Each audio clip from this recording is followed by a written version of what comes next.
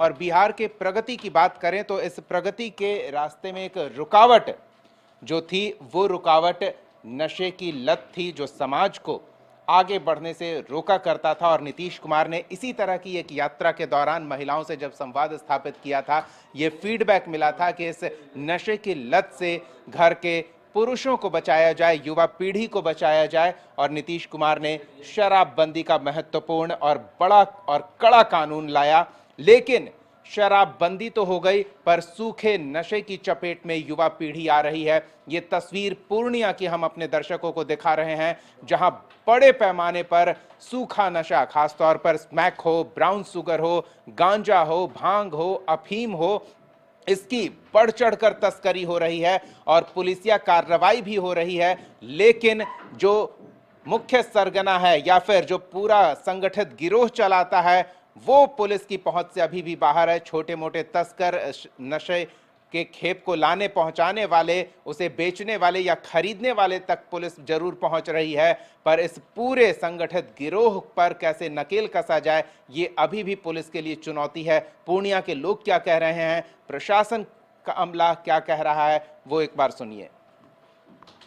शराब तो बंद हो गई, उसके जगह पर लोगों ने स्मैक चालू कर दिया और चालू किया तो उसका ऐसा हो गया कि अब घर घर जो है वो धंधा चालू हो गया। नौजवान उसके पीछे पागल हो रहे हैं। जो मेन इसमें सरगना है उसको जो है कानून के हाथ उसको जाना चाहिए।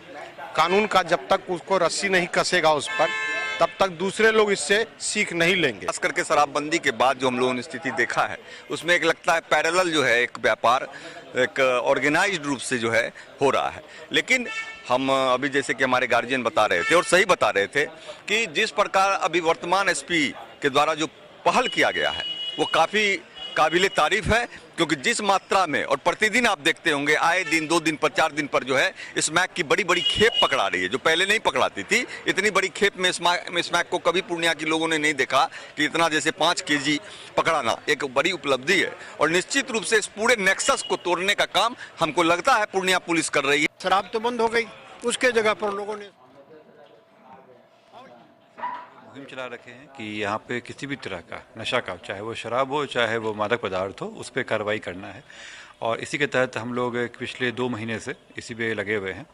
और जब भी हम लोग पकड़ते हैं कोई मादक पदार्थ, वो स्मैक हो, तो उसमें हम लोग वो कहाँ से लाया था वो सोर्स निकलवाते हैं और कहाँ बेचने जा रहा था वो निकलवाते हैं इसमें।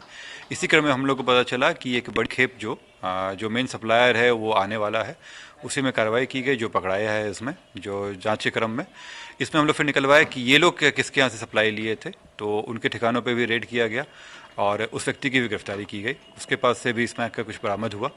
इसके अलावा जो लाया जाता था क्रूड फॉर्म में और उसमें जो केमिकल का इस्तेमाल किया जाता था, उसकी भी रिकवरी की गई नवगछिया से। तो इस तरह से जो हम लोग बैकवर्ड लिंकेज है वो भी निकालते जा रहे हैं। साथ में इसमें जिन लोगों के पैसे लगे हैं उन लोगों पे भी कार्रवाई की जा रही है और साथ में ये लोग जिनको बेचते थे उन लोगों पे भी कार्रवाई।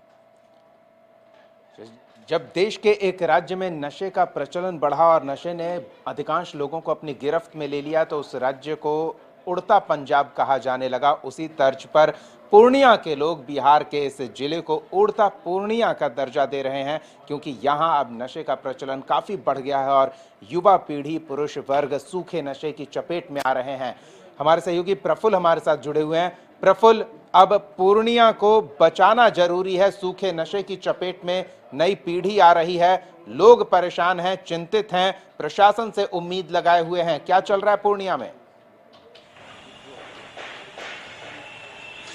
बिल्कुल दीपक, आपने सही कहा है कि जिस तरह से उड़ता पंजाब हम लोगों ने सुना था, सूखे नशे की जो चपेट में पंजाब जब आया था, तो उसके बाद हम लोग अब जान रहे हैं कि सीमांचल का ये इलाका है और बहुत बड़ा एक इलाका माना जाता है और पूर्णिया उसका सेंटर माना जाता है। लेकिन अब पूर्णिया उड़ता पूर्णिया के नाम से जाना जाता है। यहाँ पे सूखे नशे का जो कारोबार है वो काफ़ी फल फूल रहा है। हालांकि बीच बीच में जो पुलिस की जो कार्रवाई होती है वो उसमें जो अपराधी हैं जो इस कारोबार में संलिप्त हैं उसके नेक्सस को तोड़ने का तो काम पुलिस करती है, लेकिन फिर फिर कुछ दिनों के बाद से ये जो इनके जो पूरी संगठित गिरोह है ये फिर से संगठित होके यहाँ के युवा वर्ग हैं उसको कहीं ना कहीं अपने जाल में लेके फिर इस तरह से नशे का कारोबार जो है एक लंबे फेरस की तरह यहाँ चलता रहता है। अभी हाल में पूर्णिया पुलिस ने लगभग 5 किलो का जो ब्राउन शुगर है उसको जब्त किया था, जिसका बाजार मूल्य बताया जाता है लगभग 1.5 करोड़ रुपया है। उससे पूर्व भी पूर्णिया पुलिस ने 80 लाख रुपए के ब्राउन शुगर, जिसको स्मैक के रूप में जाना जाता है, उसको बरामद करने का काम किया था। इसमें हालांकि अभी पूर्णिया पुलिस ने लगभग 4 लोगों को गिरफ्तार किया है, उससे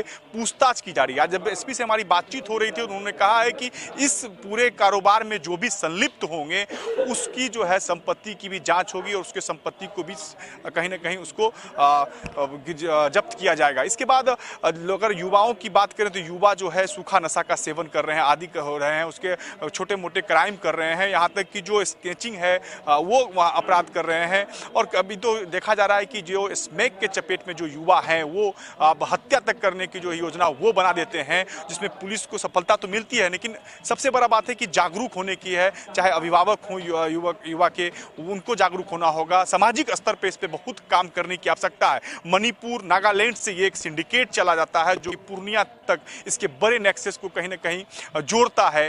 जो इस कारोबार में ऐसे बहुत सारे धन पशु हैं, सफेद पोश के से नाम आ रहे हैं, जिसको पूर्णिया पुलिस खंगाल रही है। हमारे साथ बात करने के लिए कांग्रेस के भी जिला अध्यक्ष हैं। जिस तरह से पूर्णिया में इस तरह का काम चल रहा है, युवाओं के भविष्य के साथ में खिलवाड़ हो रहा है, हम उनसे बात करते हैं। क्या कहेंगे इस पर, जिस तरह से इसमें काम चल रहा है? देखिए, ये शराबबंदी होने के बाद जो स्मैक पर जो यहाँ के युवा खास करके नौजवान जो बिगड़े हैं और इस ढंग से पूरे इलाका में स्मैक का स्मगलिंग किया जा रहा है, लोगों को इसका सेवन कर रहा है और उसके चलते अपराधी दोनों बढ़ रहा है।